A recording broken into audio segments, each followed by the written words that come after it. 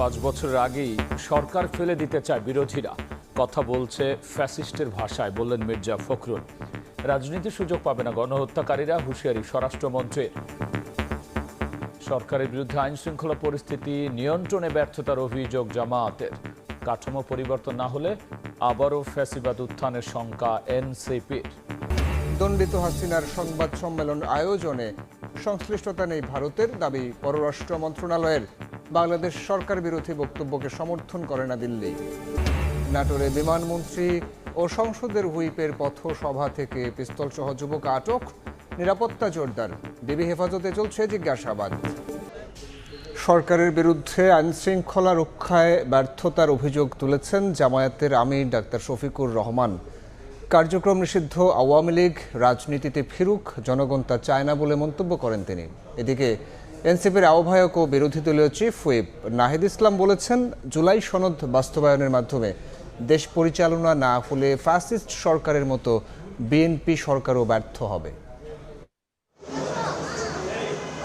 শুক্রবার রাজধানীর মিন্টু রোডে বিরোধী দলীয় নেতার সরকারি বাসভবনে জুলাই গণ অভ্যুত্থানের ওপর স্থিরচিত্র প্রদর্শনীতে যোগ দেন এনসিপির আহ্বায়ক ও সংসদের বিরোধী দলীয় চিফ হুইপ নাহিদ ইসলাম সহ দলটির শীর্ষ নেতারা। পরে সংবাদ সম্মেলনে নাহিদ ইসলাম বলেন, জুলাই সনদ বাস্তবায়নের মাধ্যমে দেশ পরিচালনা না করলে ফ্যাসিস্ট সরকারের মতো ব্যর্থ হবে বর্তমান সরকারও। শক্তি প্রয়োগের মাধ্যমে ক্ষমতায় টিকে থাকতে ক্যাম্পাসগুলোকে ফ্যাসিস্ট সরকারের মতো সন্ত্রাসের অভয়ারণ্যে পরিণত করা হচ্ছে। যদি কাঠামোগত সংস্কার না করা হয়, এই সরকারও স্বৈরাচারী হবে এবং তাদের ভিতর সেই প্রবণতা আছে। ইতিহাসেও আমরা দেখেছি, তারা একটা ব্যর্থ আওয়ামী লীগ হওয়ার চেষ্টা বিভিন্ন সময় করেছে, পারে নাই, জনগণের প্রতিরোধের মুখে পড়েছে।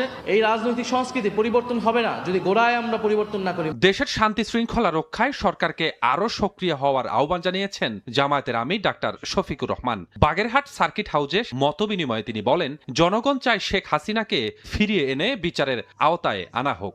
দেশের শান্তি শৃঙ্খলা রক্ষার দায়িত্ব কিন্তু সরকারি দলের, দায়িত্বশীল ভূমিকা তাদেরকেই সবচেয়ে বেশি পালন করতে হবে। এই দিক থেকেই সর্বকালের সর্বযুগের সব সময় ভায়োলেশন হয়। তার উপরে যে রায় হয়েছে, আরো যে বিচারিক প্রক্রিয়া অপেক্ষমান আছে, সেগুলা তাকে ফেস করতে দেওয়া উচিত। জামায়াত আমির বলেন, আওয়ামী লীগ এখনই রাজনীতিতে আসুক, এটা জনগণ চায় না।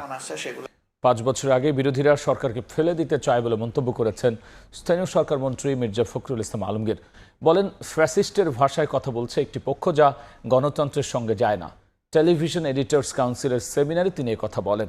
এ সময় নির্ভয়ে সত্য প্রকাশে গণমাধ্যমের প্রতি আহ্বান জানিয়েছেন তথ্যমন্ত্রী। দেশের বেসরকারি টেলিভিশন চ্যানেলগুলোর সম্পাদক ও সংবাদ প্রধানদের প্ল্যাটফর্ম টেলিভিশন এডিটর্স কাউন্সিলের আয়োজনে টেকসই গণতন্ত্রে গণমাধ্যমের ভূমিকা শীর্ষক সেমিনার শুক্রবার রাজধানীর একটি হোটেলে আয়োজিত সেমিনারে তুলে ধরা হয় সম্পাদকীয় স্বাধীনতার পূর্ণ নিশ্চয়তা সহ 10 দফা নীতিগত প্রস্তাব। টেলিভিশন নীতি নির্ধারকরা বলেন, গণতন্ত্র ও গণমাধ্যম একে অন্যের পরিপূরক।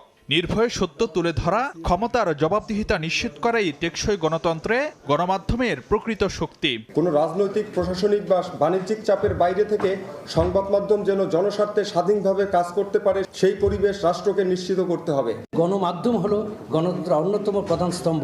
রেললাইনের দুটি লাইন যেমন একসঙ্গে সমানতালে চললে একটি ট্রেনকে নিরাপদে সঠিক গন্তব্যে পৌঁছে দেয়, তেমনি গণতন্ত্র এবং গণমাধ্যমও পারস্পরিক সহযোগিতা ও নির্ভরশীলতার মাধ্যমে একটি রাষ্ট্রকে সুশাসন, ন্যায় বিচার, উন্নয়নের পথে এগিয়ে নিয়ে যায়।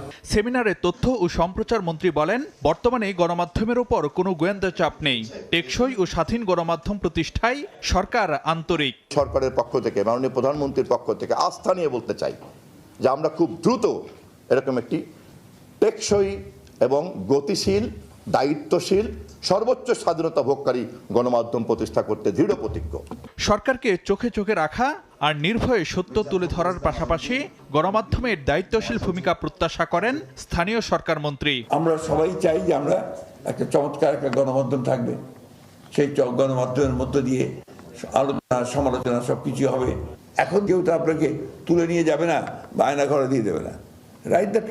বিরোধী দলের বক্তব্য কতটা গণতান্ত্রিক সে প্রশ্ন তোলেন বিএনপি মহাসচিব। 5 মাসও হয়নি এই সরকারের, এখনই বলছি যে সরকার ব্যর্থ। এটাকে আপনি গণতন্ত্রের কোন জায়গায় ফেলবেন? রাস্তায় নেমে আমরা বলছি যে সরকার ব্যর্থ, এই মুহূর্তে পদত্যাগ করতে হবে। আমরা বলছি যে 5 বছর যেতে দেবো না, একদম ফ্যাসিস্ট ভাষায়, আওয়ামী লীগের ভাষায় কথা বলা হচ্ছে, হাসিনার ভাষায়, যে 5 বছর যেতে দেবো না, আগেই শেষ করে দেবো। এই ভাষাগুলো তো গণতন্ত্রের ভাষা না। আপনি পার্লামেন্টে আসেন, জুলাই সনদ নিয়ে কথা আছে, গণভোট নিয়ে কথা আছে, এগুলো পার্লামেন্টেই সমাধান করা যায়। গ্যাসের সংকট বিএনপি সরকারের তৈরি নয় দাবি করে মির্জা ফখরুল বলেন, বিএনপিকে সবসময় ধ্বংসস্তূপের ওপর সরকারের দায়িত্ব নিতে হয়েছে। দেশের মানুষ গণহত্যাকারীদের রাজনীতি করার সুযোগ দেবে না বলে মন্তব্য করেছেন স্বরাষ্ট্রমন্ত্রী। তিনি বলেন, কার্যক্রম নিষিদ্ধ আওয়ামী লীগ অস্থিরতা সৃষ্টির পায়তারা করছে। আইনমন্ত্রী বলেছেন, শেখ হাসিনা দেশে ফিরলে আইন অনুযায়ী কারাগারে যাওয়া ছাড়া আর কোনো সুযোগ নেই। দেশের মাটিতেই তার বিচার হবে বলে জানিয়েছেন ভূমি প্রতিমন্ত্রী। শুক্রবার সকালে চট্টগ্রাম প্রেস ক্লাবে জুলাই বিপ্লব ও আজকের বাংলাদেশ শীর্ষক আলোচনা সভায় অংশ নেন ভূমি প্রতিমন্ত্রী মীর মোহাম্মদ হেলাল উদ্দিন। এ সময় তিনি বলেন, বিশেষ কোনো আদালত নয়, প্রচলিত আইনে বিচার হবে দণ্ডিত পলাতক শেখ হাসিনার। গত 17 বছরের সহ এই জুলাই আগস্টে গণঅভ্যুত্থানে যতজনকে হত্যা করেছেন তার বিচারের মুখোমুখি আপনাকে হতেই হবে। বাংলাদেশে কোনো ক্যাঙ্গারু কোর্ট করবো না, কোনো বিশেষ আদালত করব না। বাংলাদেশের প্রচলিত আইনেই ইনশাআল্লাহ বিচার হবে এবং যদি প্রমাণিত হয় ফাঁসির কাষ্ঠেও চড়তে হবে। শেখ হাসিনা দেশে ফিরলে আইন অনুযায়ী কারাগারে যাওয়া ছাড়া অন্য কোনো সুযোগ নেই বলে মনে করেন আইনমন্ত্রী মোহাম্মদ আসাদুজ্জামান। ঝিনাইদহের শৈলকুপায় বরেণ্য চিত্রশিল্পী মোস্তফা মনোয়ারের স্মরণ সভায় অংশ নিয়ে তিনি একথা বলেন। উনি বাংলাদেশে আসবেন, বাংলাদেশে ঢুকবেন, আর আমি ফুলের মালা নিয়ে যে দাঁড়িয়ে থাকবো, এই আশা করাটা মনে হয় একটু বেশি হয়ে যায়। আমিও বিশ্বাস করতে চাই উনি ডিসেম্বরে এসে কারাগারে যাক। এদিকে কক্সবাজারে এক অনুষ্ঠানে স্বরাষ্ট্রমন্ত্রী সালাহ উদ্দিন আহমেদ বলেন, কার্যক্রম নিষিদ্ধ আওয়ামী লীগ দেশে অস্থিরতা সৃষ্টির পায়তারা করছে। গণহত্যাকারীদের রাজনীতি করার কোনো সুযোগ দেবে না দেশের মানুষ। তারা চেষ্টা করছে বাংলাদেশে কোনো অস্থিরতা সৃষ্টি করা যায় কিনা, এগুলো বাংলাদেশের মানুষ কখনো গ্রহণ করবে না। যারা গণহত্যা এবং মানবতা বিরোধী অপরাধের দায়ী বাংলাদেশের মানুষ তাদেরকে এই দেশে রাজনীতি করার কোনোদিন কোনো অনুমতি দিবে না। তারা বিদেশ থেকে মাঝে মধ্যে উকিঝুঁকি দিতে পারে, চিৎকার করতে পারে, এগুলো আমরা মনোযোগ দিচ্ছি না। রোহিঙ্গা ক্যাম্পে মানব পাচার সহ অন্যান্য অপকর্ম ঠেকাতে সেনা ক্যাম্প বসানোর উদ্যোগ নেওয়ার কথা জানিয়েছেন স্বরাষ্ট্রমন্ত্রী। রাষ্ট্রপতি নির্বাচনে প্রার্থী দিতে আগ্রহী নয় জামাত। সময় সংবাদকে বিষয়টি নিশ্চিত করেছেন দলটির সেক্রেটারি জেনারেল মিয়া গোলাম পরওয়ার। জুলাই সনদ বাস্তবায়ন না করায় সরকার কর্তৃত্ববাদী হয়ে উঠেছে বলেও অভিযোগ তার। শিক্ষাঙ্গনগুলোতে সংঘাতের ঘটনায় ফ্যাসিবাদ পুনরুত্থানের শঙ্কা তৈরির কথাও বলেছেন তিনি। বিস্তারিত শফিক মুন্সির রিপোর্টে। বৃহস্পতিবার রাষ্ট্রপতি নির্বাচনের তফসিল ঘোষণা করে নির্বাচন কমিশন। সংসদ সদস্যদের ভোটে আগামী 20 আগস্ট নির্বাচিত হবেন রাষ্ট্রের নতুন অভিভাবক।